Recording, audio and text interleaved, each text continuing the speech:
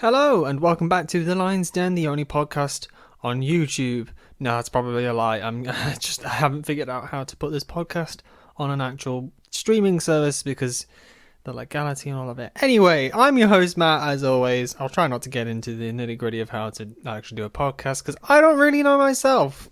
That's the short of long of it. Long and short of it, that phrase makes no sense, right? How can something be both long and short? Unless I've got that phrase wrong, which I probably do because I have a lot of phrases wrong that I've just heard in passing and haven't really understood or internalized.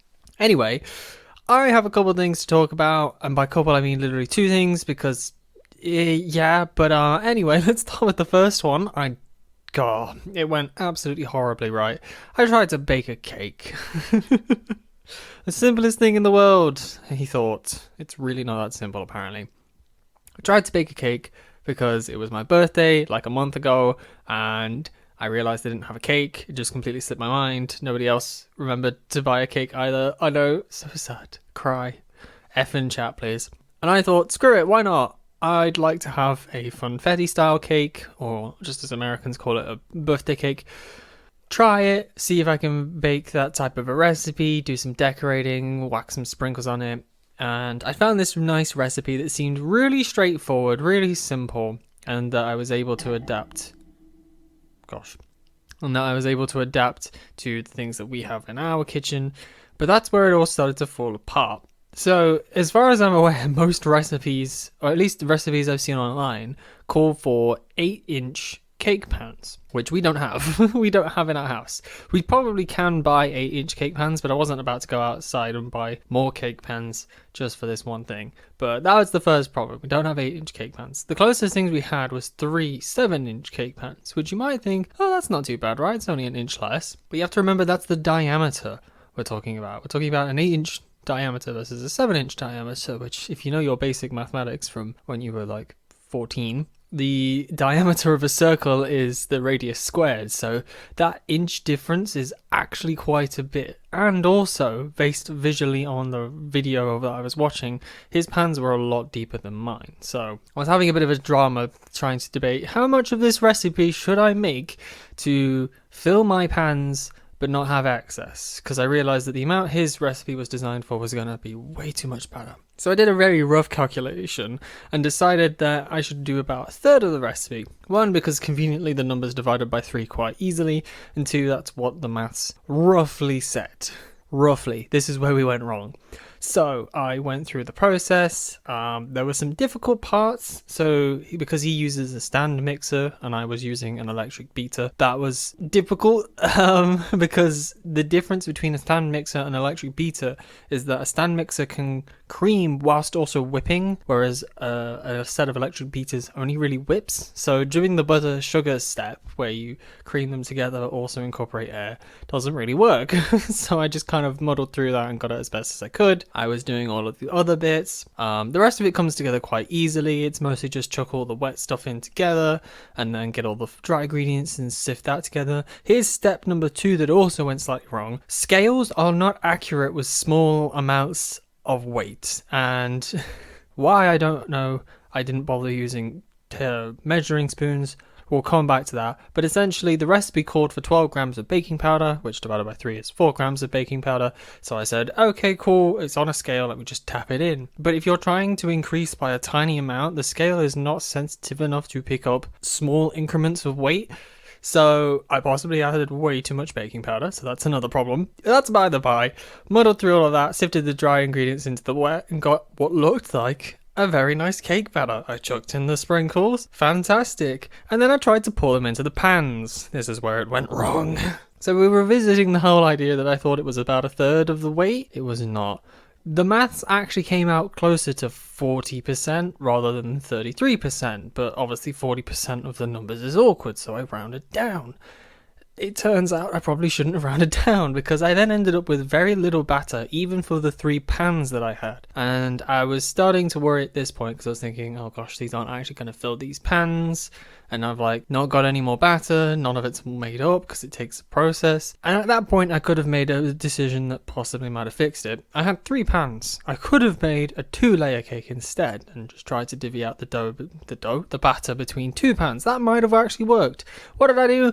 I still put it in 3 pans like an idiot. Oh well, at least the one thing I did remember to do was adjust the cooking time, because obviously his were designed to be cooked for like 40 minutes. I said, no, I'm going to cook mine for like 15. Proceeds to cook them for 15. Everything looks well. It smells pretty good. And then I'm realizing, these aren't rising very much. And why are there loads of holes on top? And they're not really browning or doming. They looked very weird, and I pulled them out because I did the whole toothpick test and they were clean and everything, and it all looked fine, except it wasn't fine because they looked weird. They were super flat, they were very sticky on top despite being properly baked, and I was just very dismayed. Essentially what I think has happened is that I actually made the recipe correctly and everything worked as it should have. The problem is that if you try and bake this batter in such a small quantity, it messes with how it actually bakes. So the layers were, 1, obviously way too thin and not worth actually using, and 2, the cake didn't quite develop, like it didn't rise and create the texture that it should have done. Also, I think all the sprinkles just sunk to the bottom and contacted with the pan and just completely melted because they were not dispersed, they were just like a glue layer on the bottom. It was weird. The cake was still nice, it's a very sweet cake, which I think is just indicative of American recipes, but yeah, disappointing to be honest, because I think had I adjusted a couple things a little bit more with obviously now this future knowledge, I could have made it work and could have gotten through it. The main mistake really was putting it in 3 pans. When I realised I didn't have enough batter for the 3 pans, I should have just tried 2, because I think I would have gotten 2 decent layers out of 2 and they might have been baked properly. So I think it actually turned out that I didn't put too much baking powder in, despite the fact that it looked like I put way too much baking powder in, but what do you know? I tried. The funny thing was I bought a bunch of other stuff to make ermine frosting, which I've never made before or never heard of before, but obviously I didn't end up bothering to go that far, because when the actual cakes didn't come out right, I thought, what's the point of making a bunch of frosting that's not actually going to be used? So we now have like half a pint of whipping cream, because heavy cream in America is whipping cream in England. That's another thing. We call things different names versus what the states call them. So like they have all-purpose flour, which we call plain flour, but then they have self-rising flour or self-raising flour, which we have self-rising/raising flour. It's so confusing. You have to constantly be googling what is X in England just so that you know you're getting the right thing. But otherwise, I think I could do it properly if I try it again.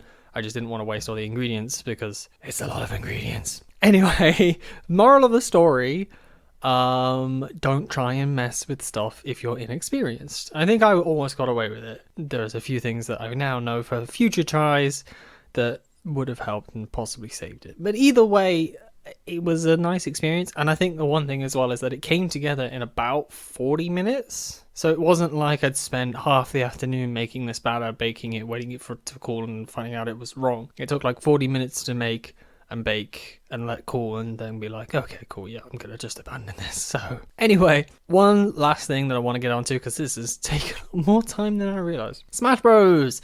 I'm kind of disappointed now with myself. Again, just disappointments here, there, and everywhere. I have pushed myself all the way from being terrible at Smash Bros in a competitive sense to being actually pretty decent, and I'm happy to say that I'm now at a point where I am pretty decent with my performance and my ability. I'm actually able to play a plethora of characters, which was never a thing before, and actually be fairly competent and almost get close to winning against my friends that are really good at the game and know what they're doing.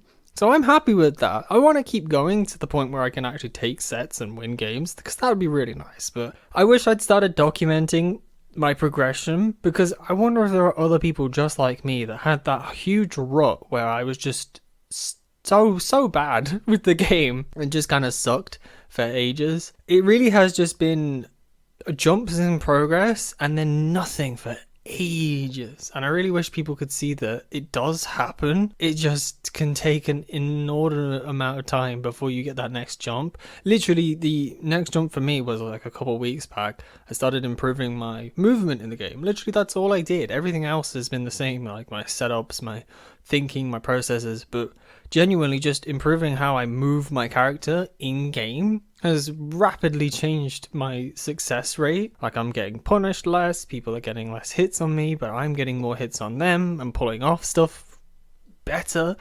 So I just kind of want to say, if you're in a rut with something, like whether it be in esports like Smash Bros, or with a real sport, or maybe with a creative thing like, let's say, art, for example, I think a lot of people will have those huge stints of time where nothing seems to be improving, and it really sucks because it takes all of your motivation, all of your drive, because you're like, what's the point? I'm not getting any better. It's not working out the way I want it to. Why am I trying? But if you have that mental resilience to keep going and to know that there should be a next step, I think eventually you'll hit it. Like I did. I literally went from having games where I'd be getting 3 stocked, or I'd be taking like a random stock somewhere in the middle of the game and that would be it, to now making it last stock situations with characters I don't even fully play.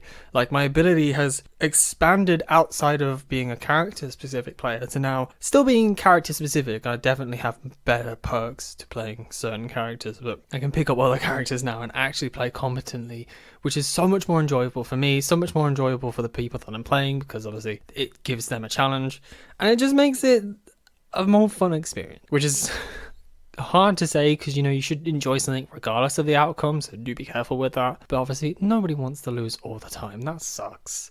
So motivational. If you fail, it's fine. Just know that eventually, if you keep going and keep trying and keep practicing, something's gonna happen, something's gonna pay off, and it will actually be worth it. So I'm going to leave it there on a high note. I hope you've all enjoyed listening, and I will see you all next week.